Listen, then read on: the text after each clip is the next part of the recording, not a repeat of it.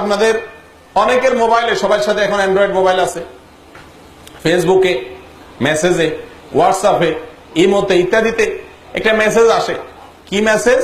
অনেক মেসেজ আসে। এর ভিতরে একটা আমার নজরে পড়ছে যে ভাই, এই মেসেজটা যে মদিনা থেকে নবী করিম সাল্লাল্লাহু আলাইহি সাল্লামকে স্বপ্নে দেখছে, উনি বলছেন এটা এটা করতে, এটা এটা করতে, হান হান করতে, টান টান করতে স্বপ্নে দেখছে, এই কথাটা যদি আপনি 10 জন মানুষের কাছে আজকে প্রচার করেন, তাহলে এই কয়দিনের ভিতরে আপনি একটা সুসংবাদ পাইয়া যাবেন।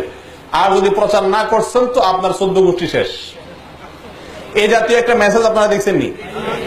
আচ্ছা, মিথ্যা, ইসলামের নামে মিথ্যা এবং ভুয়া একটা জিনিস প্রচার করছে। আমি অনেক ভালো ভালো মানুষ জানতাম, ভালো ধারণা ছিল, অনলাইনে পরিচয়, এরকম মানুষকেও দেখি এই মেসেজ পাঠায়। তো এই লোক একটি বিদআত, ইসলামের নামে একটি ভুয়া জিনিসকে প্রচারে যদি সে লিপ্ত হয়, তো ওই যে 10 জনে পাঠাচ্ছে, 10 জন কত 10 জন যাচ্ছে, এ সবার গুনাহগুলো তাদেরটা তো তাদের আছেই, আপনার আমল নামে এক্সট্রা হিসাবে জমা হচ্ছে। আল্লাহ তাআলা আমাদেরকে হেফাজত করে।